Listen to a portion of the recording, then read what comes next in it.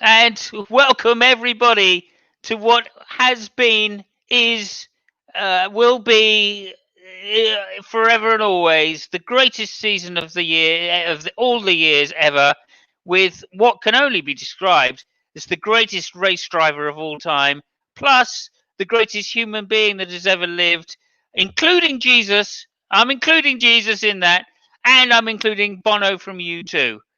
So, I mean, this is the standard we're setting ourselves this year. This is the 2020 final race of the year. Abu DB race 17. Abu Dhabi, Abu Dhabi, the greatest race of the year. I mean, what can I say, Fabio? I was thoroughly engrossed in this race from from the red lights to the red lights going out. Thoroughly engrossed. After that, it became as boring as shit. But what can you expect from Abu Dhabi, Abu Dhabi, Abu Dhabi, as this race? I mean, I call this Snooze Marina. That's what I subtitled this race, and it turned out to be. I mean, it was basically, and you're going to be surprised at this, Fabio, but this was basically a race of tyres. I thought you'd be amazed. Yeah, somehow I'm going to drag tyres into the intro of the race. What can I say? Max Verstappen was on fire. Let me just say that this circuit suits the Red Bull down to the ground. Mercedes, I believe, was struggling with engines and struggling with tyres. So this would account for some of why they only got second and third place on the grid. Second place going to the chief donut of them all, Valtteri Bottas, who I've got to say now the season's over, was a bit disappointing this year. I was expecting Valtteri. Yes, even I'm saying that. I was expecting Valtteri Bottas 3.0, but he turned up clean shaven. So that ain't gonna work, is it? Clearly, that's a load of rubbish. So anyway, the race, red lights went out. Max Verstappen drove the perfect race from beginning to end. He managed his tyres perfectly. There was a safety car at some point when something happened, and everybody dashed into the pits, and they put new tyres on. That was the most exciting thing. New tyres were put on in the pits, and unlike last week, Mercedes put the right tyres on the right cars. It didn't make any difference. They still didn't win the race, but I'm just saying it was a fantastic performance by the tyre crew at Mercedes. Nonetheless, it was a recovering Lewis Hamilton, 7 times world champion, greatest human being that's ever lived in the history of the world and will ever live. I may be overstating that slightly. He didn't manage his tyres very well. I think his engine was a bit down.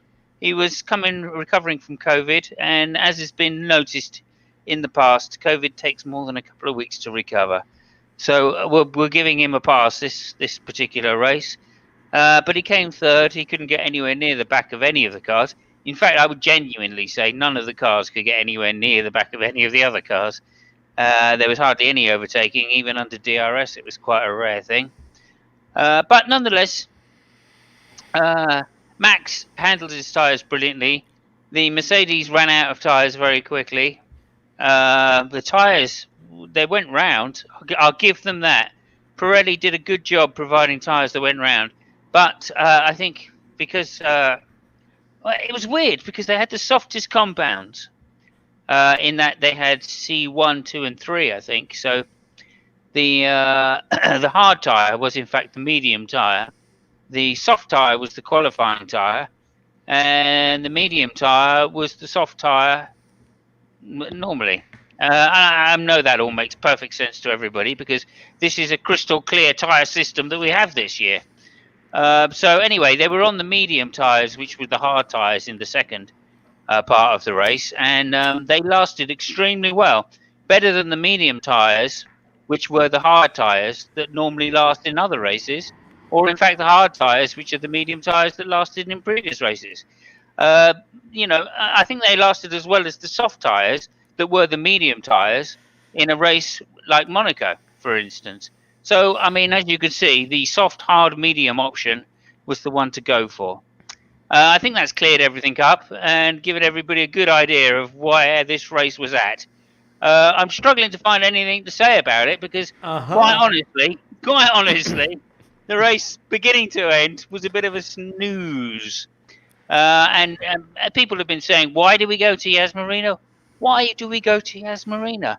It's weird, isn't it? Another race in the desert, which is just completely boring. Okay, I've just had a message come through. Hello, Spooky. He's saying, please explain the tyres again. He's only just got... Okay, no problem. I'll break it down. Really simple, right? This week, we had the softest tyre possible. So the soft tyre was in fact the soft tyre, ultra soft. The medium tyre was in fact the soft tyre, and the hard tyre was in fact the medium tyre. Now the medium tyre lasted longer than the hard tyre when they were hard tyres. So we had hard medium tyres, which were in fact the hardest tyre of all, and lasted very well. I've got to say that. This bodes particularly well for next year because it means we're going to get one-stop races all bloody year, and that's going to be a real snooze fest as well. Oh dear! Right, thank you for allowing me to go through that again because I don't get to talk about tyres as much as I used to. Yeah, I know. But there we go. Other than that, the tyres were black and round. That's the main thing you need to know about the tyres this week at this race: black and round. And as we all know, that's the perfect condition for most tyres. Now, unless you've flat spotted them, in which case 50 pence a piece is, I believe, Martin Brundle's key phrase. Now, what else to say about the race? Yeah, Max Verstappen, brilliant drive. I don't think there's anything else there. Second place was Bottas. Third place was indeed... Lewis Hamilton, 7 times world champion, and fourth place was Buster the dog. I think no, it wasn't Buster the dog. It was Alex Albon. Close, very close. Alex Albon coming in fourth place. Some may say that's overdue. Some may say not. Anyway, it was a snooze fest. I got a great sleep, I got to say. I woke up just before the end and was pleased to see that the Mercedes drivers were doing massive donuts, which I felt was ironic considering Bottas's role this year. So there we go. It's been confirmed for next year, by the way. Bottas will be the second driver.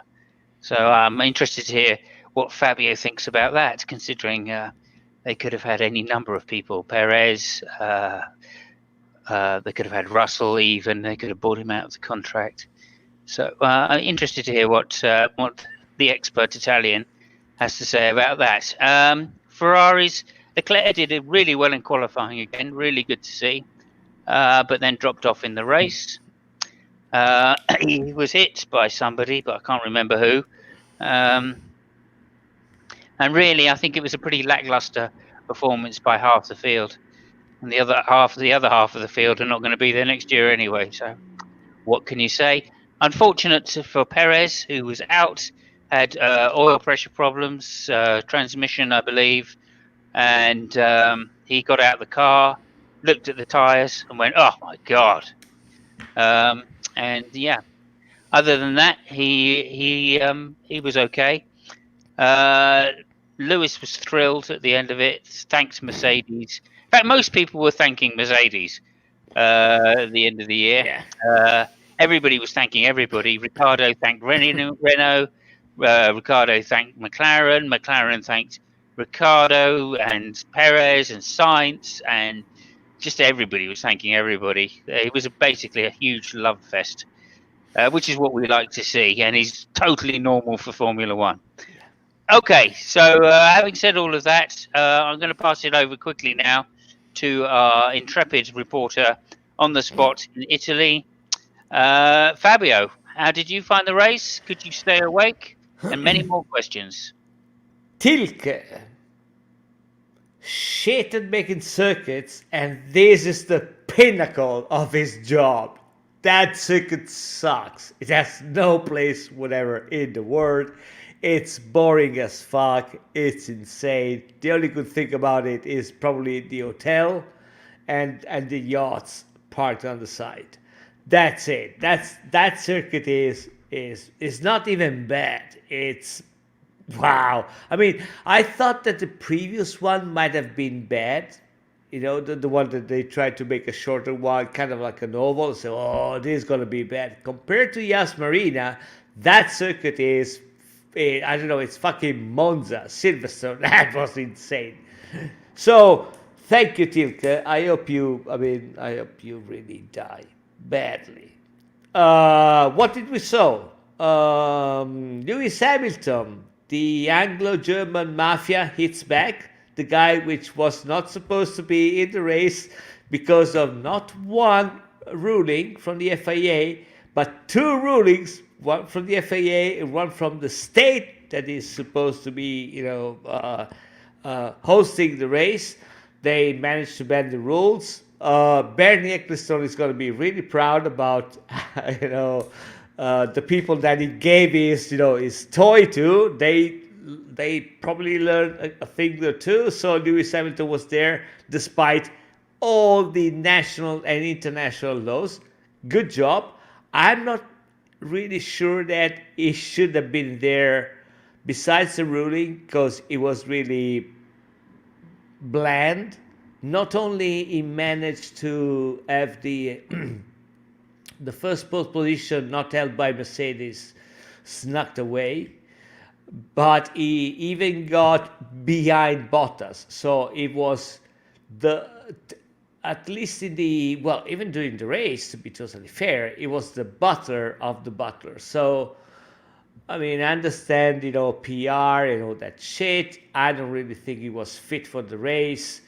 They wanted him, for a publicity stunt. Of course, we all saw him, showing up at the track with his magnificent attire, let me say. It looked like, somebody which, I don't know, stole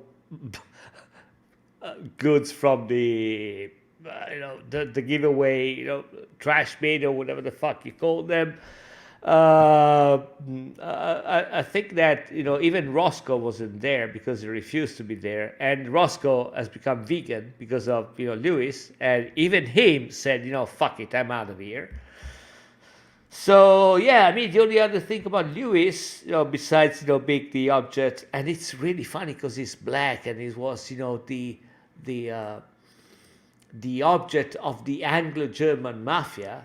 There's nothing more white than that. But yeah, good enough. The only thing about Lewis, I was a little bit worried when he started whinging and moaning at lap 10. And I said, oh, fuck, he's going to win this race. Because, he's whining and moaning, and it's lap 10. Oh, he's going to win. Luckily, he didn't. Max Verstappen drove, a race like, I don't think he even believed he was going to win the race. I think that, 5 laps before the end of the race, he went on the radio and said, well, you can turn down the engine if you want. He wasn't even sure that the engine was making it. And he told him, no, you're good, mate. I mean, we can't do that anymore. So, there you go. What else can I say that you've said? Oh, yeah, you mentioned Ricciardo. Ricciardo at the end managed to snatch the fast lap. At least, he did something good. It was really disappointing. I thought he was going to make a better race, but, that didn't happen. Apparently, Albon decided to remember that maybe he has a contract to sign, or, he wants to play his chances. I'm not sure that's going to be enough. Maybe it will be. I don't know. Fuck knows what Marcus has got in his mind in Red Bull. I've stopped trying to analyze those people years ago because, fuck me if I know. And Bottas. Yeah, Bottas, signed the contract. And I'm really happy for you, Simos, because maybe you stop making Barrichello jokes, and I would be really super curious at the end of the career to actually see who won more, Barrichello or Bottas. So that is going to be tough. I have no data. I mean, so I might be totally wrong, but I think that both me and you are quite scared about looking at the data. I mean, you might be more than me, as a matter of fact. But yeah, I mean, if that helps stopping you making Barrichello jokes, yeah, I'm all for it. I mean, it is a Butler, so I mean, fuck me sideways. I mean, at least in the last race, he had this, he showed up that he can beat Lewis Hamilton if Lewis Hamilton had COVID the week before and the track is shite. So yeah, it's great accomplishment for Bottas. Uh, uh, Russell was probably, I don't know what the fuck he was doing. I mean, if I were Russell, I would have probably peed in his, bottle of water or stuff like that. Just fuck you. Yeah, that was the race. Everybody was really happy. Everybody said hi to everybody else. The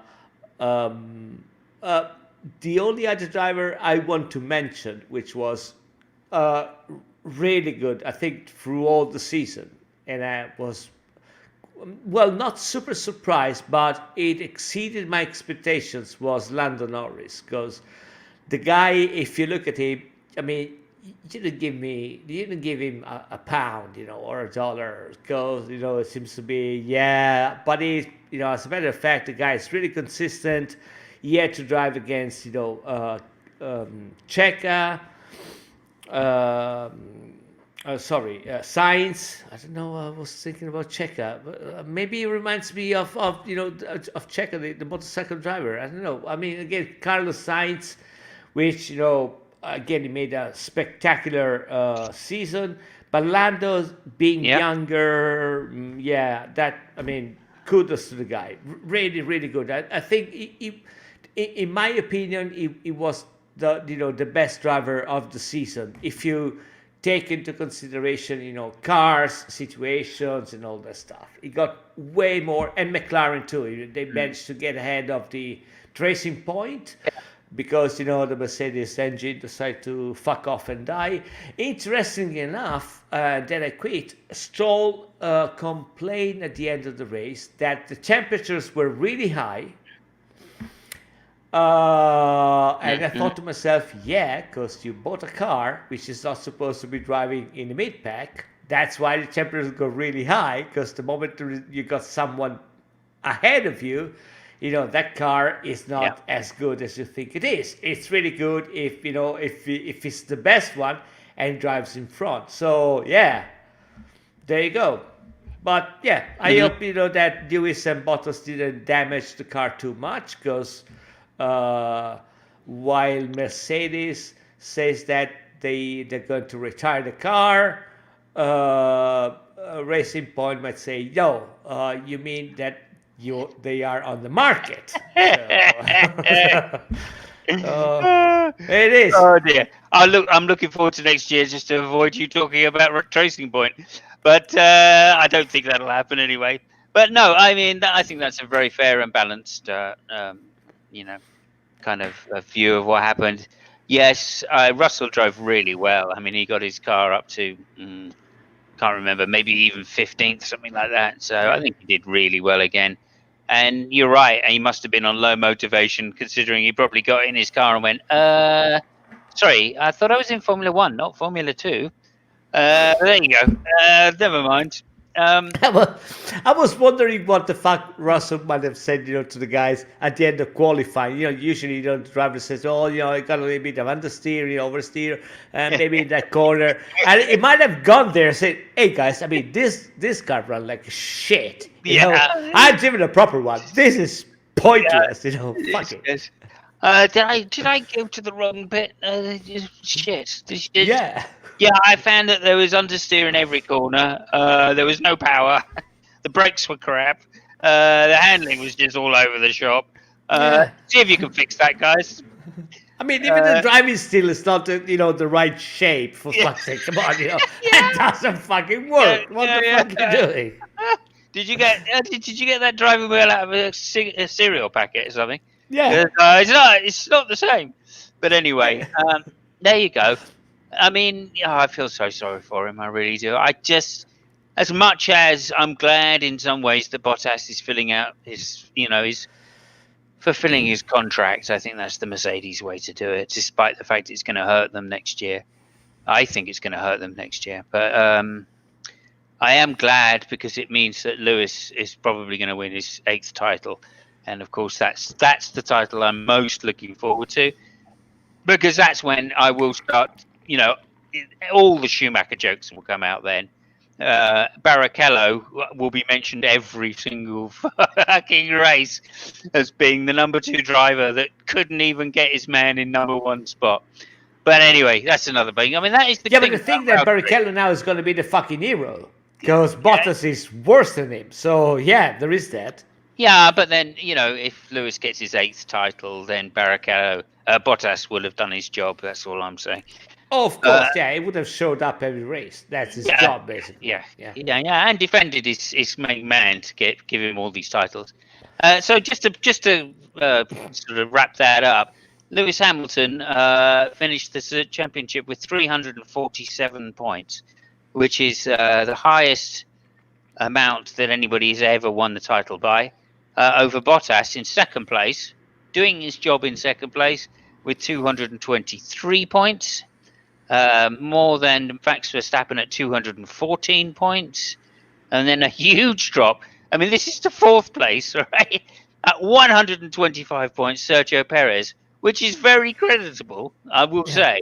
But is how much? 225. That's as many points as Bottas has got.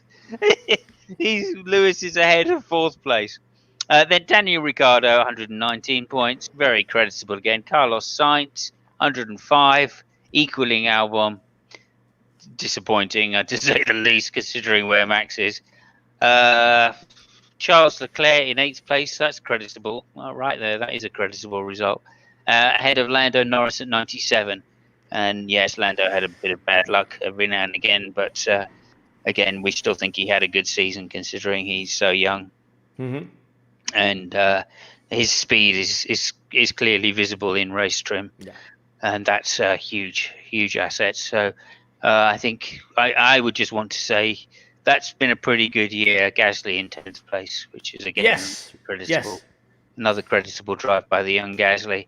He really deserves to have Albon's place back, I've got to say, and I feel a little bit grieved that Marco Helmet or whatever his name is. Is it Marco Helmet? Sorry, you're right about Gasly. The thing is that he's French. I tend to forget about those guys, but you're right. Good point. So I hadn't considered that, actually. Yeah, fuck Gasly, he's French. Right. And Ocon, what the fuck? Yeah, really? Got 3rd? He should be driving for Alpine. I'm not going to pronounce it the French way because I don't give a shit. It's spelled Alpine. Alpine, right? I don't know who Alpine is, but he's a great guy. I've heard he's a fantastic comedian from the 30s. Okay, so moving on. That's all of the top 10. Anybody outside the top 10 we don't give a shit about. So unlucky to Vettel. Speaking of Vettel, obviously his last race for the Folsi, and last time we'll hear him saying grazie tutti muti. So that's the last time he'll be saying that kind of thing. From now on, he'll be at Aston Martin going Vettel, Sebastian Vettel, whatever his number is. I can't even remember what his number is. 77, is it? No. Oh no, it's somebody else. Yeah. Yeah, well, whatever his number is, that he's at Aston Martin now. So basically, he's joining MI5, and he'll be a good time. Apparently, he is going to race in a dinner suit, and he's going to try and master the Scottish accent in homage to Sean Connery.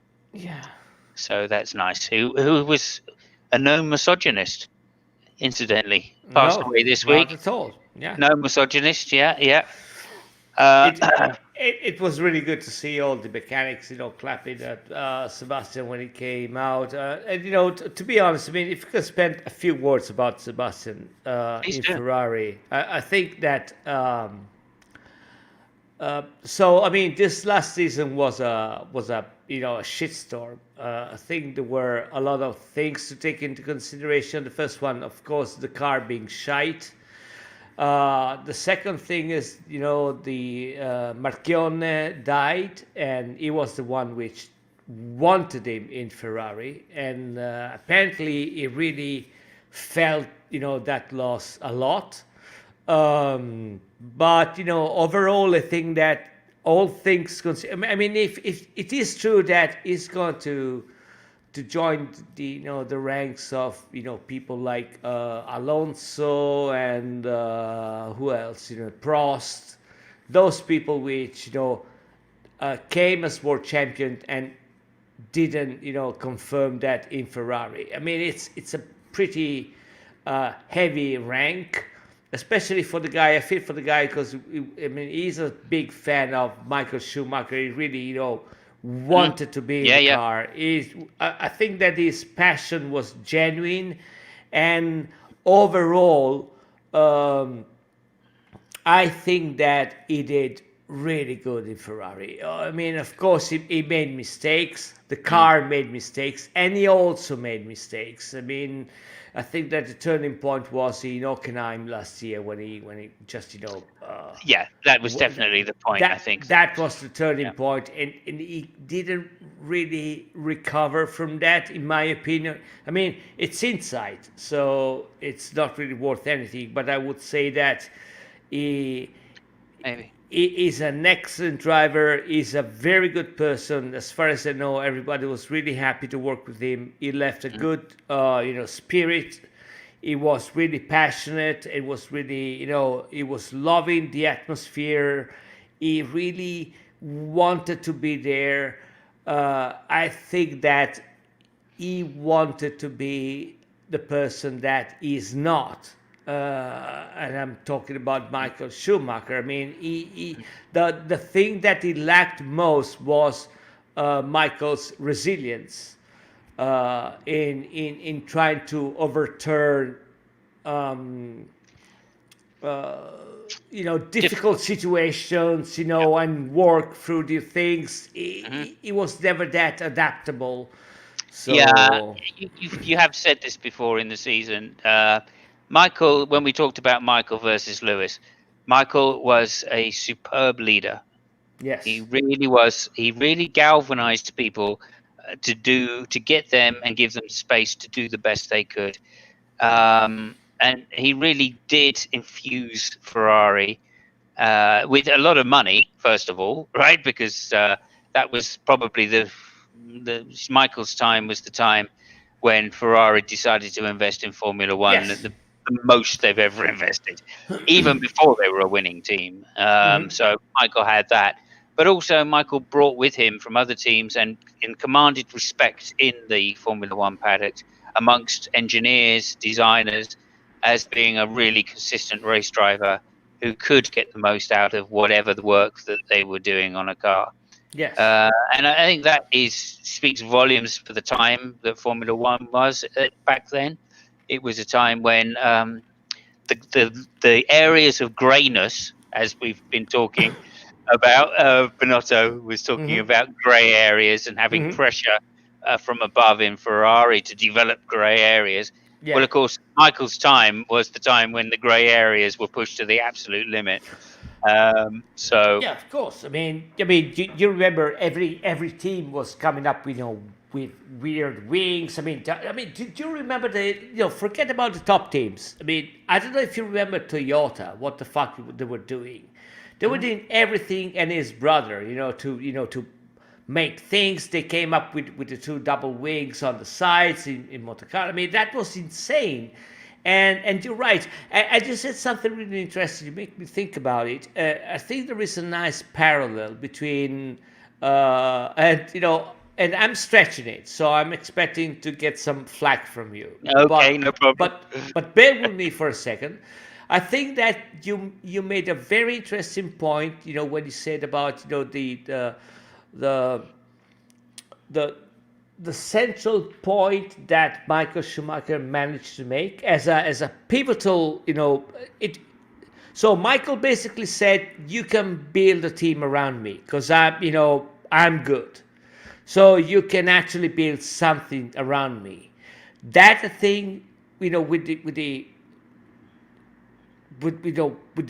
difference that we can see, that is the same thing with Lewis Hamilton, and that I think it's the same thing with Charles Leclerc, or at least that's the hope the Ferrari has. They're really betting a lot on the guy, and I think that they might have good reasons to do so. One of the things that I will not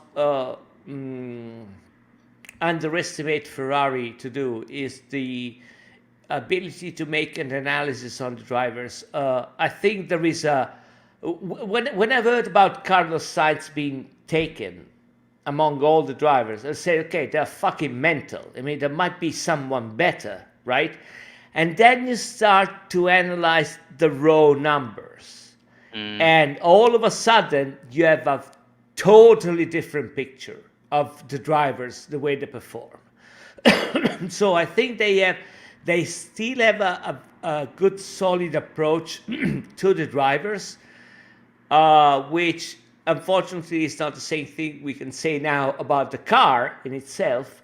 But I think that drivers-wise, they have, the old Schumacher school is still there. I mean, and you still can see, let's say, so Charles Leclerc is the last one. But before that, there was Jules Bianchi, which, we all know what happened. And the guy was on the fucking rise. Mick Schumacher, Mick Schumacher is another one which is really promising.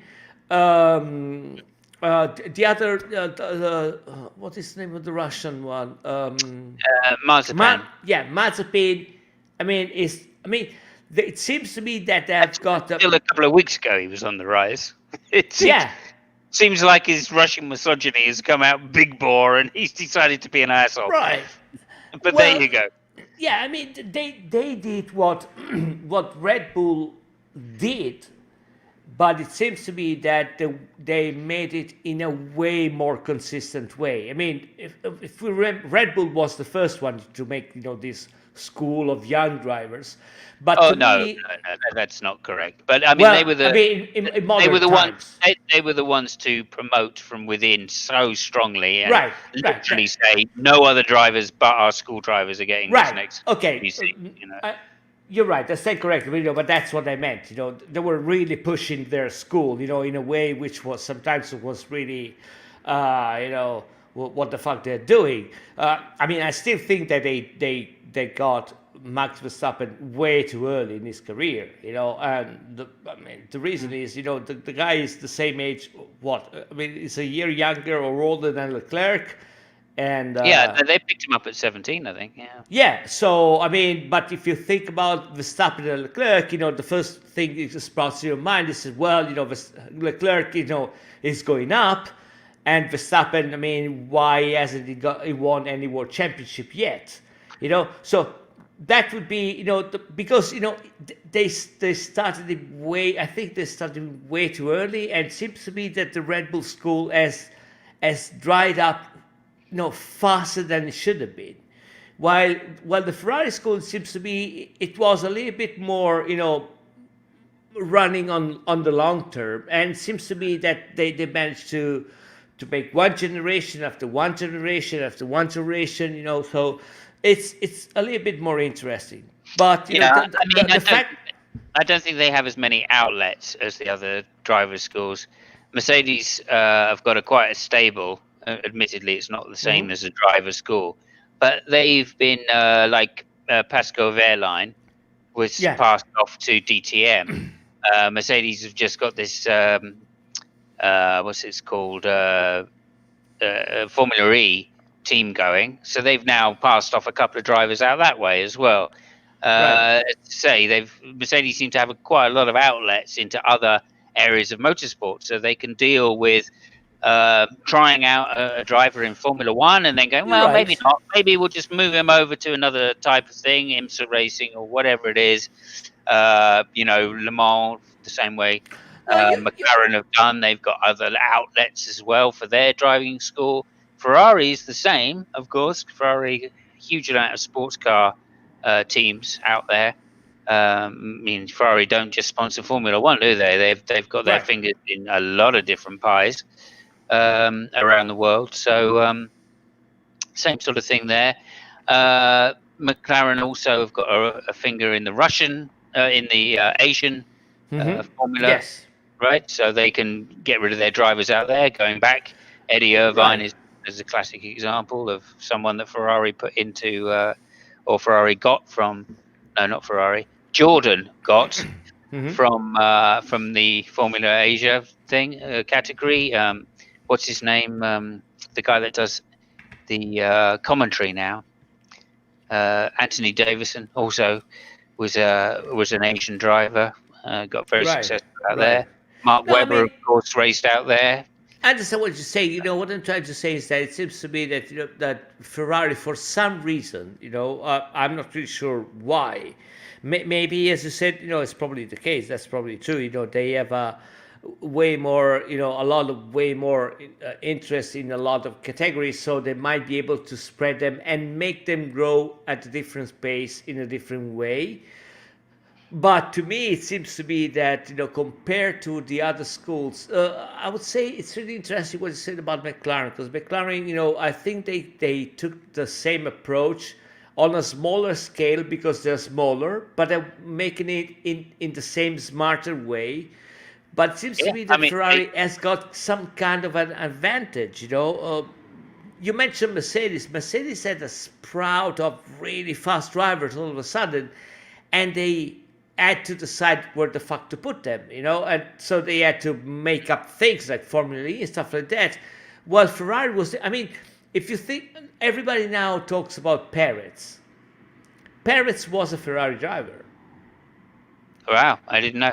And yeah, but he burned himself because I can't remember what he didn't accept to go. They told me, oh, you got to stay there. I said, no, I'm going to do this, and that. And I mean, Perez is a very fast driver. Is fourth in the championship, Yeah. Sauber, of course, he but raced with. yes, right, Originally. right. But I mean, his chances to get a seat are not really that good. Oh, well, So not now. No, I mean, 30 million doesn't buy you anything these days, apparently. right, I and mean, and, and, and even before, I mean, main spirited people would say that he got a seat in Force India only because he knew a yeah, guy with a lot of money, not because he was fast, and he's fast, yeah, he's right? a pretty good driver. I mean, I Yeah, wouldn't say he's not. I just don't think he's top tier. I mean, he's always been a paid driver. He's yeah, always, and therefore, what can you say? He's not a Lewis Hamilton who right. has never been a paid driver, or a Russell, right, who isn't a paid driver. Oh, there is a thing you reminded me. You mentioned Lewis Hamilton, and it is true. He made a gazillion amount of points, and it's of course, I mean, we all know you got to divide by the number of races, but it's true. I mean, the number is impressive.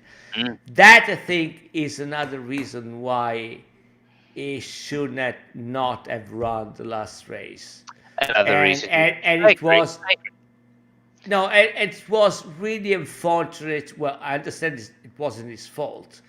It was really, really bad luck that he got COVID because, and again, I'm just trying to be the man on the street. That is not my idea, right? But because of what has happened to Lewis and because of what George Russell did with his car, it's the same thing that we said, last Yeah, week. Yeah, he made a lot of points. Yeah, but I mean, they took this guy, which I mean, again, it's not my point because you know what to think about George Russell. But people say, yeah, they got this guy, which can't, he has never even got a point, and it was almost winning the race. So that was a little bit of bad. And it seems to be that Lewis Hamilton, for all the luck that he has, I mean, he's the guy which can win on three wheels. Uh, he is also he is also that kind of shade on him that there are two or three things that sometimes they rain on his parade, Yeah. and Oh yeah, sure. I understand. and I think that it is, sometimes it's unfair, starting Yeah. from the fact that, well, yeah, but, Nico Rosberg beat him.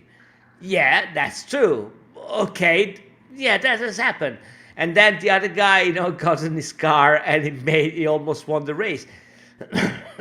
And they're really unfair to him. But, every so often there is this, Mm. Yeah. Okay. thing of So, shit. I mean, I think we got a couple of things I'd just say about what you've basically said. Firstly, I think Hamilton forced himself to come back. I think probably Mercedes said, "Don't worry about it, Lewis. We'll give the drive to Russell because that would be really good to try him out." And Lewis went, "No, no, no. Yeah, you're not letting somebody else drive my car." Because I think, and this is my own personal, nothing to do with anything intelligent. This is just me.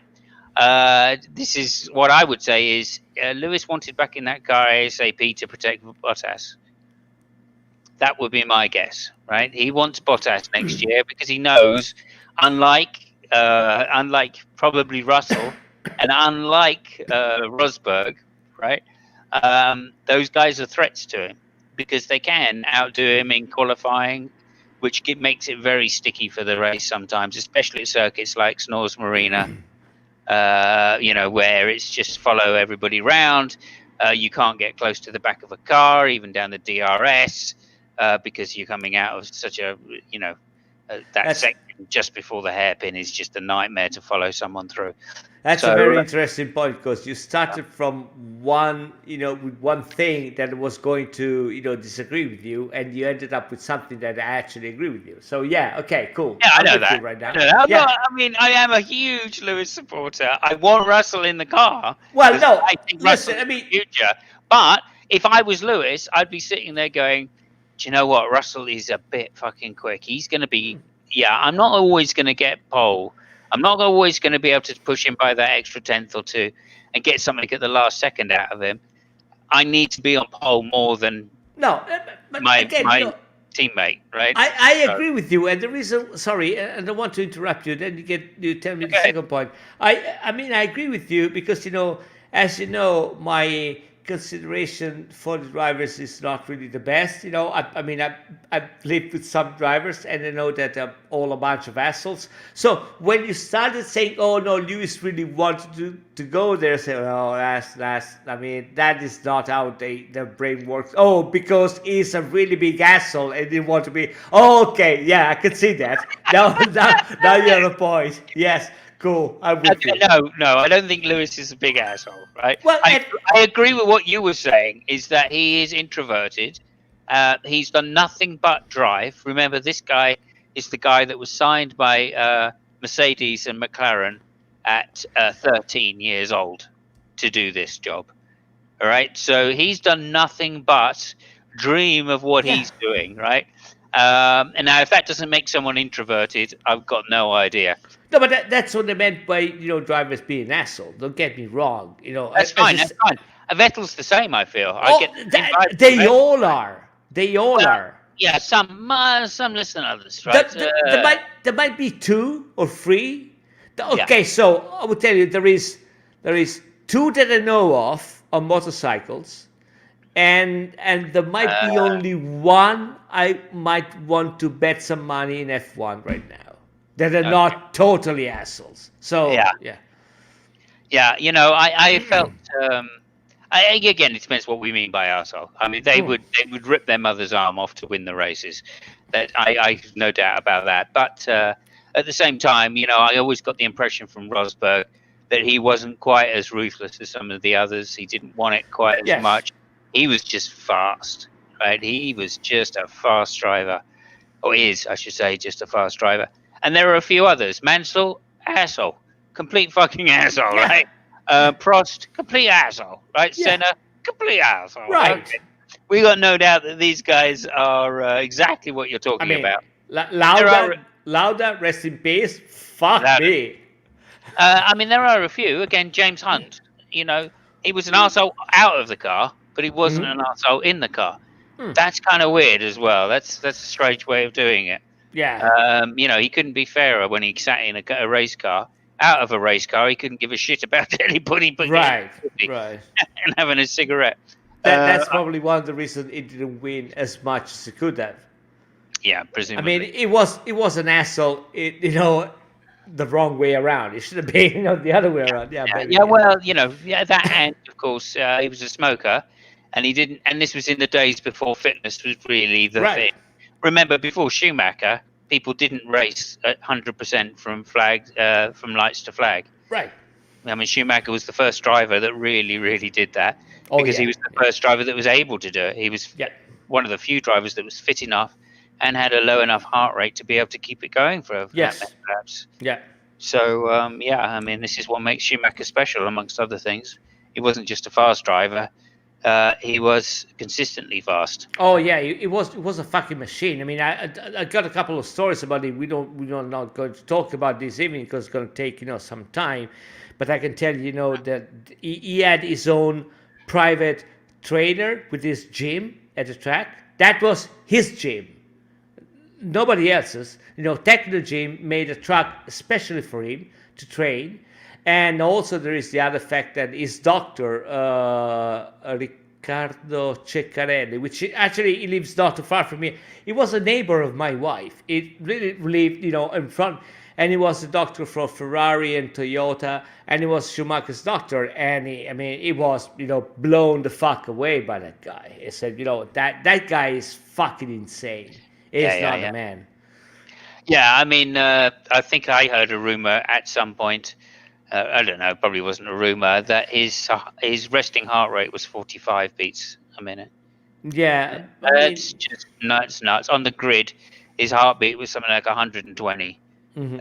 Most drivers on the grid are 160. Yeah, and they're fit. All the other drivers Yes. are fit. His was just an exceptional athlete's system. So, I got respect for Schumacher in many ways. I didn't like his driving style because I felt it was a bit too aggressive sometimes, as was proven by the number of times that he hit people deliberately. But there we go. That's a different story. And as you say, we like could said, talk about Schumacher Prost.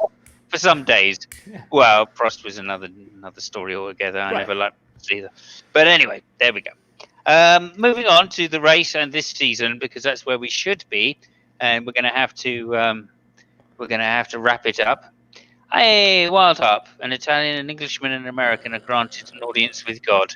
The Lord lets them ask a question about the future.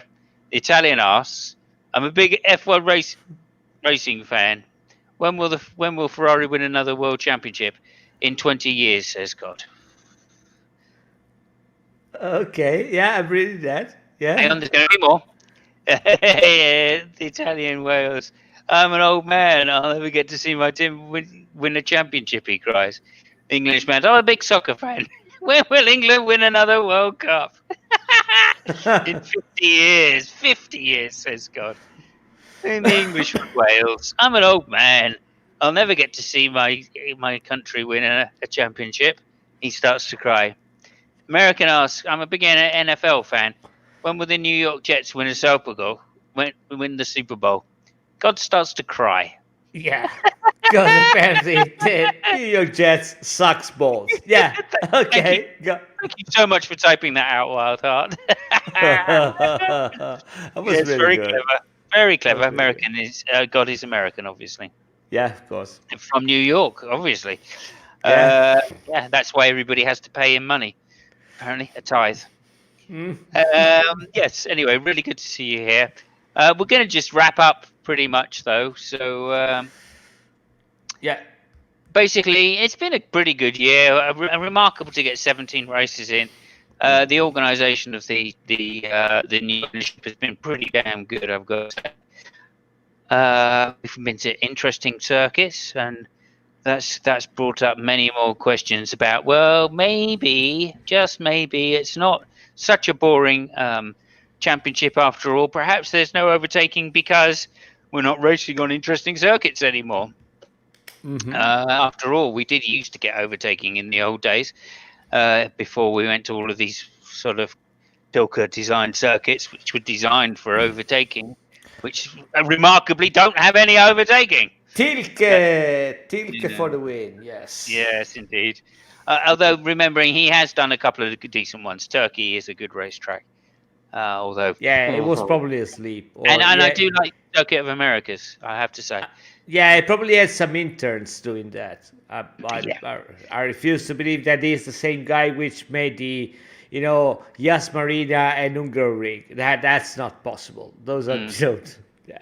Yeah, I mean, I don't know. Yas Marina is a weird one, that's for sure. You would think it should be a good race circuit by its layout, but it isn't. But it's that little section through turns 3, 4, and 5 with the chicane. It's that little section there which just stretches the cars out, and that little section is just before the hairpin onto the 2 straights. So I think he's cut his own throat by doing that. Listen, I'd rather see them racing at Goodwood rather than Yas Marina. Oh my God, no, that's a terrible circuit. But yes, not Hill. Anyway, that's another story as well. Yeah. So yes, I'm hoping that they will not drop any more of the classic circuits, and they will start going to more circuits in Italy, because clearly Italy has a whole series of great circuits. Go ahead. No, there is a good thing about that. I just want to chime in. Stefano Domenicali is going to be the new chief of FIA. The guy is top notch. Yeah, I agree. I mean, I'm happy you agree, because the guy is super cool. He was fired from Ferrari for reasons. He went to Lamborghini. He made a fucking hell of a job, and now he's there. The only thing that really sucked for him, I think, is that Luis Camilleri just resigned from CEO of Ferrari, and I think that if he didn't got the job at FIA, he might have been a good candidate for Ferrari. But that as a CEO of Ferrari, but that is not going to happen. The good thing about Domenicali is that he's a very competent guy. He's a racing guy, and I've heard the rumors that Imola might be on the next calendar. There is the third race, the 25th of March, is still to be assigned, and there's some movement. There is some movement, to just to reiterate the Imola experience next year, which I think is fantastic, because that was a really good race. The circuit is brilliant. There were some points where, again, I would never thought they would even try to overtake, and they did.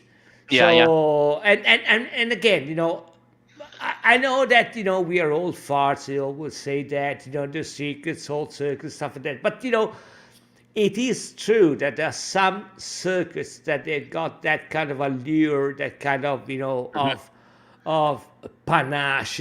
I don't know how you describe it. Even Mugello, that everybody was shitty on them. Say, well, wait till they got there, because the circuit is fucking amazing. So even if you don't see the overtakes, you see the drivers, driving at the limit. Which, again, if you can't add the overtake, that's the next best thing to see.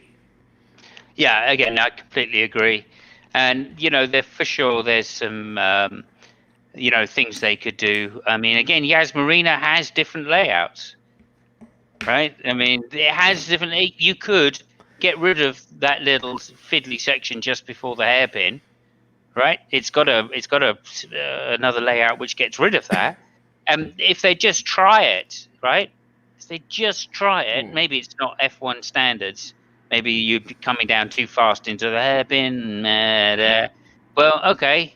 I guess that's a badly designed circuit. Yes. If that is the case, right? Because if they could just get rid of that little section, then the cars could stay closer together. In which case, they'd be able to overtake down the straights. And that being said, then the whole circuit becomes different. And again, Right. I just want to point this out. Bernie Ecclestone, right, before he retired or got thrown out, whichever happened, I don't know which, managed to get the downforce off the cars. He managed to raise the rear wings, narrow them down a lot, and Yes. reduce downforce on the front wing. And in those races, right, even though we still had, we still had. Oh, thanks, Wildheart. Good night, darling, and take care of yourself. I'll see you soon. Cheers, We'll see Wilder. you. We'll see you for next year, hopefully. Have a Yep. great Christmas. So he managed to do everything that he said he was going to do at some point, and in those races we were getting like 70 overtakes Yes.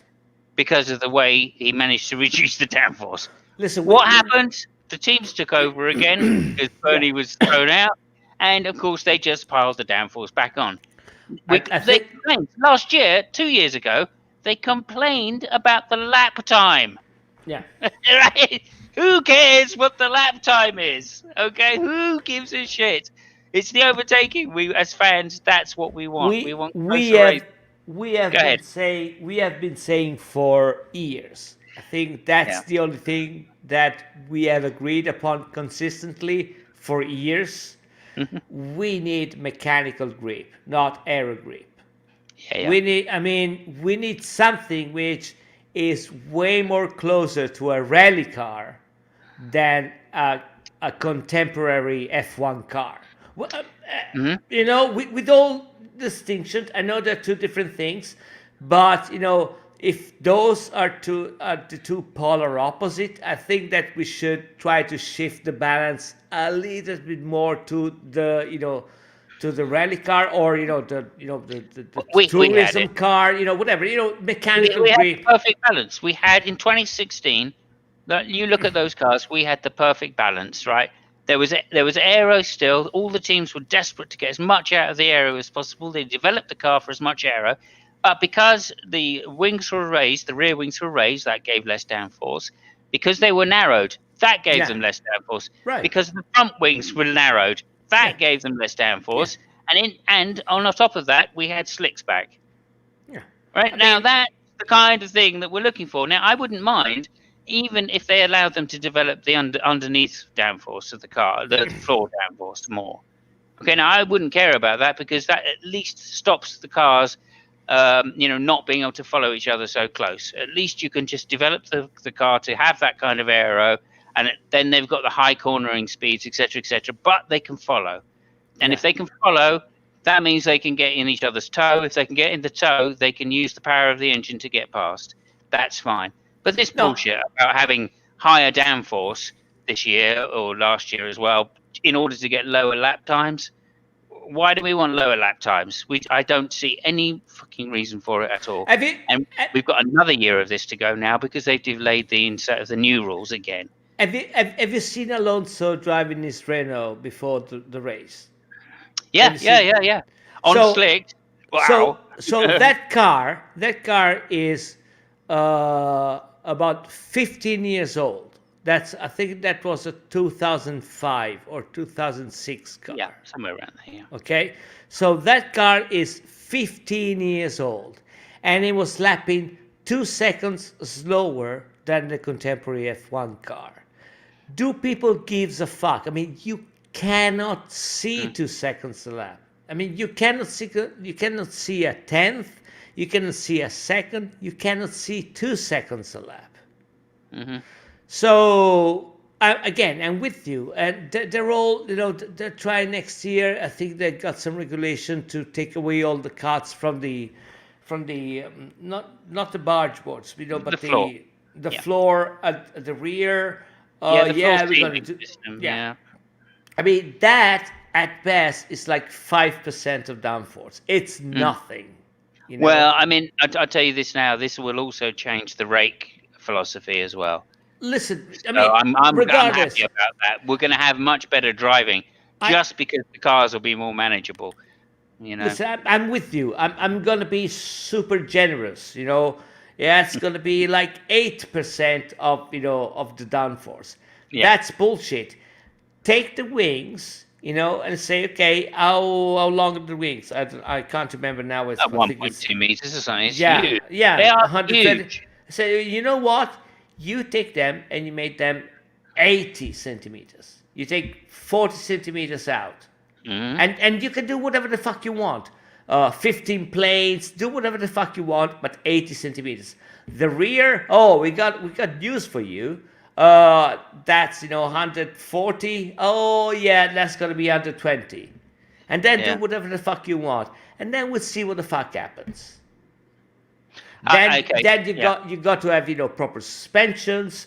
You got to have the proper camber is gonna be back in, because fuck it. I mean, I got to make these tires work, not because they are stuck to the ground, but because they have to work with Sideways. lateral, yeah, sideways.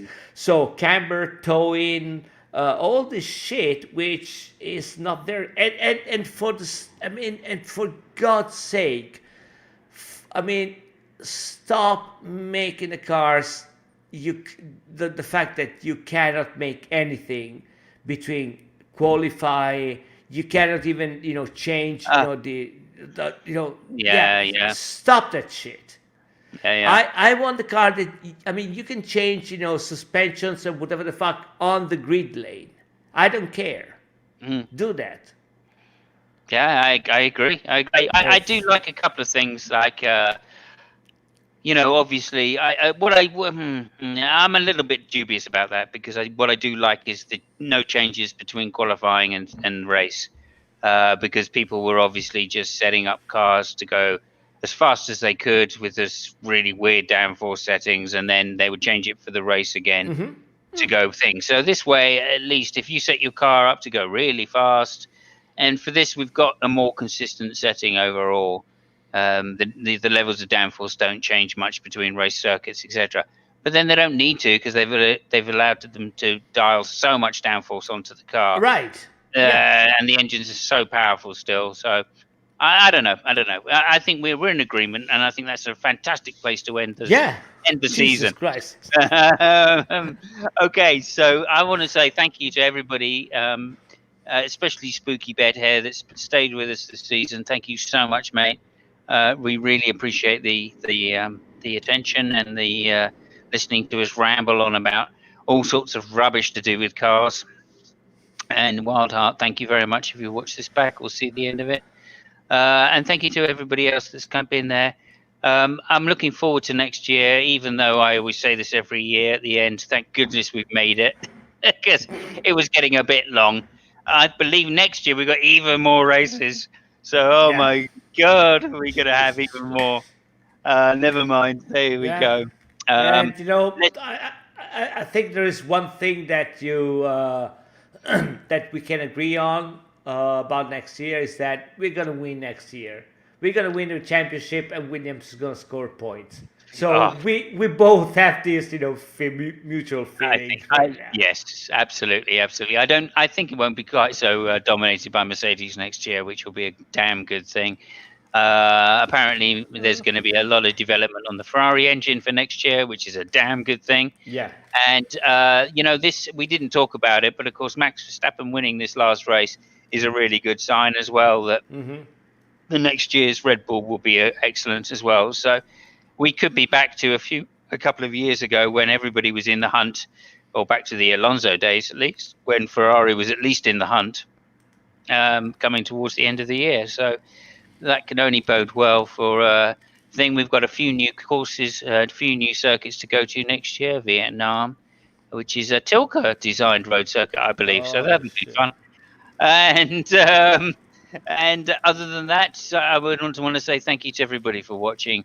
Thank you to Lewis Hamilton for making my year fantastic. I wish you well. Please give your dog some meat this Christmas.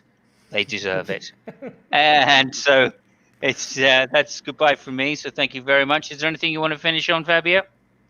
No, just one thing. I mean, Spooky asked us if we can cover darts and snooker. I mean, I don't know about darts. We can cover snooker. The thing with snooker is that I think that Rocket Ronnie is the best, whatever the fuck he does. So Yeah, that of would course. be pretty much the end of it. So Yeah, yeah, there yeah. you go.